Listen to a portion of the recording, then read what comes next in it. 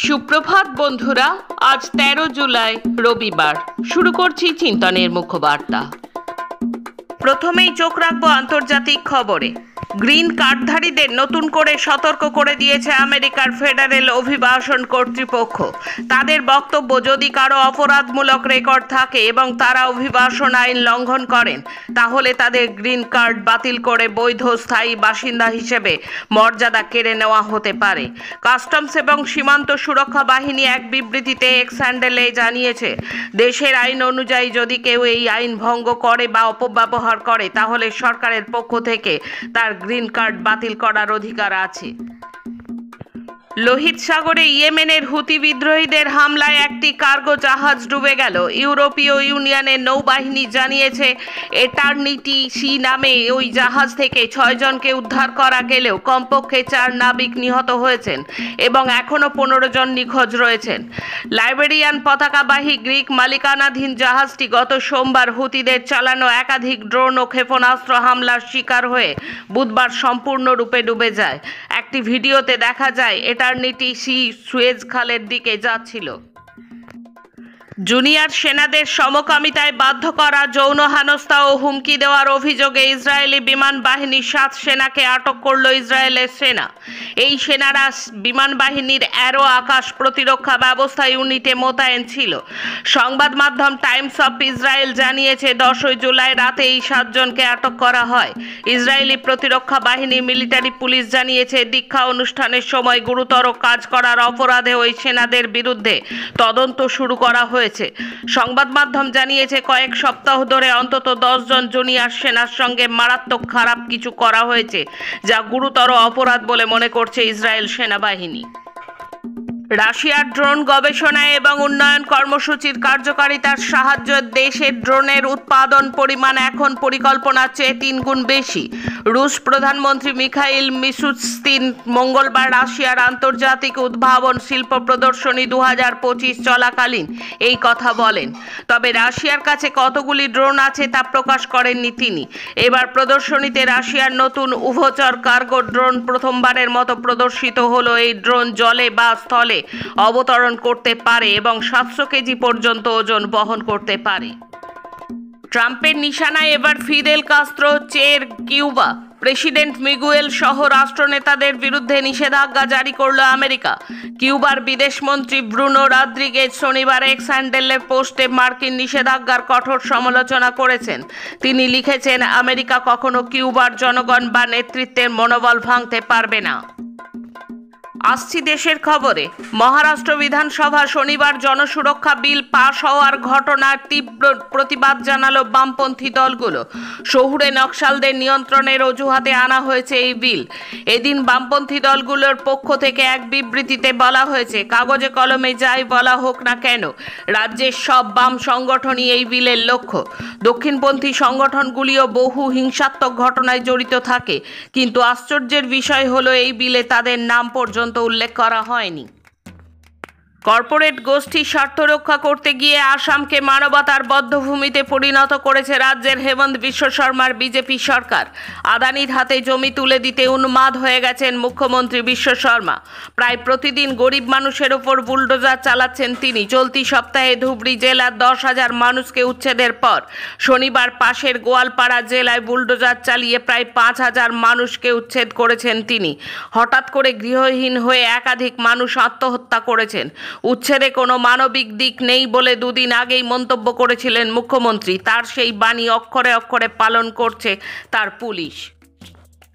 বাঁকে বিহারি করিডোর নিয়ে ক্ষোভে ফুঁসছে গোটা মথুরা। স্থানীয়দের আশঙ্কা, এই করিডোর চালু হলে তাদের উদ্বাস্তু হতে হবে, অনেকে কাজও হারাবে। 40 দিন ধরে চলছে বিক্ষোভ। এরই মধ্যে স্থানীয় সাংসদ হেমা মালিনী বিতর্ককে উস্কে দিয়ে বলেছেন, করিডোর হবেই, কারুর পছন্দ না হলে মথুরা থেকে চলে যান। জবাবে স্থানীয়রা বলেছেন, কে কাকে তারাই দেখা যাবে, আর জিতবেন না হেমা মালিনী।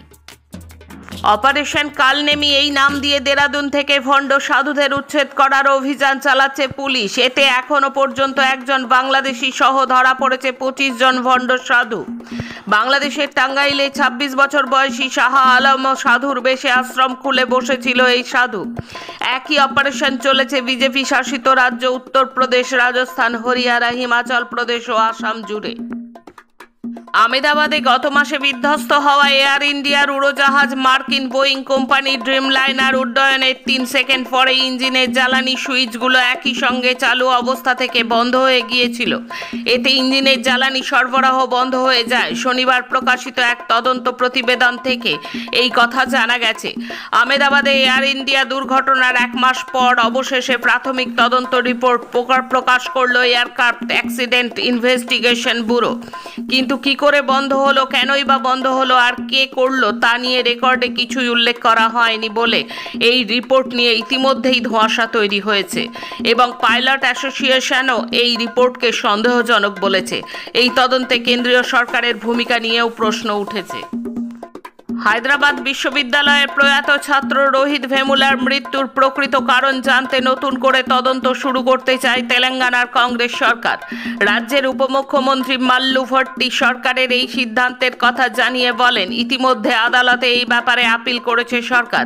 তিনি জানান, রাহুল গান্ধীর পরামর্শ মেনে রোহিতের নামে একটি আইন তৈরির কাজও পুরোদমে চলছে। প্রসঙ্গত 9 বছর আগে 2016 সালের জানুয়ারিতে হায়দ্রাবাদ বিশ্ববিদ্যালয়ের ছাত্র রোহিতের অস্বাভাবিক মৃত্যু হয়। কলেজ হোস্টেলে ঘরে তার মৃতদেহ মেলে। পুলিশের দাবি ছিল সে আত্মহত্যা করেছে। আবহাওয়া অনুকূল থাকলে পৃথিবীতে প্রত্যাবর্তন করছেন ভারতীয় নভশ্চর গ্রুপ ক্যাপ্টেন শুভাংশু শুক্লা। আগামী 15ই জুলাই ভারতীয় সময় বিকেল 3টের সময় 4 দশক পর দেশের ঐতিহাসিক মহাকাশ অভিযানের স্মৃতি নিয়ে পৃথিবীর মাটি স্পর্শ করবেন শুভাংশু। এখন রাজ্যের খবর। কসবার বেসরকারি আইন কলেজের ঘটনার রেস কাটতে না কাটতেই ফের উত্তাল শহর। এবার অভিযোগ জোকার IIM-এ।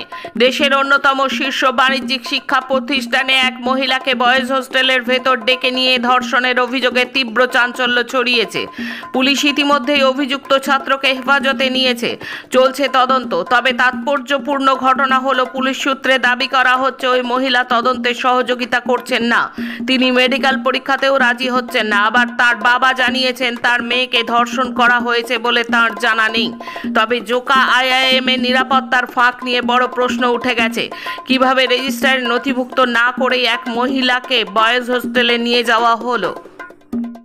বর্ষায় জলে ভাসছে পশ্চিম মেদিনীপুরের ঘাটাল। ক্রমশ জলস্তর বাড়ছে পার্শ্ববর্তী এলাকায়। তলিয়ে গিয়েছে যাতায়াতের রাস্তাঘাট। জলের স্রোত ঠেলে নিরাপদ স্থানে পৌঁছানোর চেষ্টায় জলস্রোতে ভেসে গিয়ে 2 জনের মৃত্যু হয়েছে শনিবার। তাদের মধ্যে একজন নাবালিকাও রয়েছে। শিলাবতী, ঝুমি, কেঠিয়া নদীর জলের স্রোত বিপরীতে নিচ থেকে রূপনারায়ণ জলের চাপে ঘাটাল মহকুমার 3টি ব্লকের 1000-এর বেশি মৌজা জলের তলায়।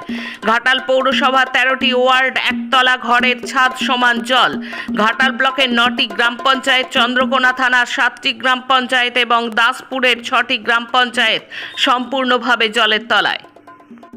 সরকারি প্রকল্পে ব্যবহারের জন্য নির্দিষ্ট সিমেন্টেই আলমপুরে তৈরি হচ্ছে ব্যক্তিগত বাড়ি।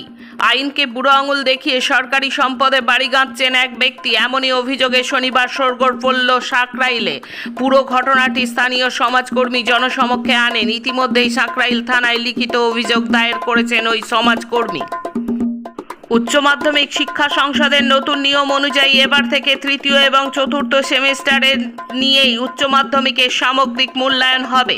ভরা বর্ষার মধ্যেই শুরু হবে উচ্চ মাধ্যমিকের 3য় সেমিস্টারের পরীক্ষা। তাই কোথাও টানা বৃষ্টিতে বন্যা পরিস্থিতি তৈরি হলে প্রয়োজনে পরীক্ষা কেন্দ্র পরিবর্তন করা হবে। পরীক্ষার্থীদের আগেই ত্রাণ শিবিরে নিয়ে যাওয়া হবে বলে উচ্চ মাধ্যমিক বোর্ড সূত্রে খবর। বোলপুরে নাগরিক মঞ্চের উদ্যোগে আয়োজিত হয়েছে অভয়া স্বাস্থ্য শিবির। বোলপুরের মির্জাপুর গ্রামে এই স্বাস্থ্য শিবিরে বিনামূল্যে কয়েকশো গ্রামবাসীর চিকিৎসা করেছেন কলকাতা, বর্ধমান সহ বীরভূমের মেডিকেল কলেজ হাসপাতালের চিকিৎসকেরা। অভয়ার বিচারের দাবি সহ মানুষকে পরিষেবা দিতেই এই শিবিরের আয়োজন বলে জানিয়েছেন উদ্যোক্তারা। শেষে খেলার খবর। উইম্বলডনের নতুন রানী ইগা সোয়াতেক রেকর্ড গড়ে তিনি পরাস্ত করলেন আমান্ডা অ্যানিসিমোভাকে। তিনি ছুঁয়ে ফেললেন 114 বছরের পুরনো নজির। একই সঙ্গে স্পর্শ করলেন কিংবদন্তি স্টেফি গ্রাফের 37 বছরের পুরনো রেকর্ডও। শনিবার মহিলাদের সিঙ্গলসের ফাইনালে মার্কিন তারকা অ্যানিসিমোভাকে স্ট্রেট সেটে হারিয়ে দিয়েছেন 24 বছর বয়সী পোল্যান্ডের এই টেনিস সেন্সেশন। খেলার ফলাফল 6-0, 6-0। গোলে পিছিয়ে পড়েও ড্র লাল হলুদের। কাস্টমসের বিরুদ্ধে 2-2 অবস্থায় খেলা শেষ হওয়ার পয়েন্ট ভাগাভাগি করে মাঠ ছাড়তে হলো ইস্টবেঙ্গলকে। প্রথম ম্যাচ বড় ব্যবধানে জিতলেও পরের ম্যাচে আটকে গিয়েছিলেন বিনো জর্জের ছেলেরা। শনিবার কল্যাণীতে ফের জয়ের পথে ফেরাকেই পাখির চোখ করেছিল লাল হলুদ শিবির। আজকের মুখ্য বার্তা এই পর্যন্ত। নমস্কার।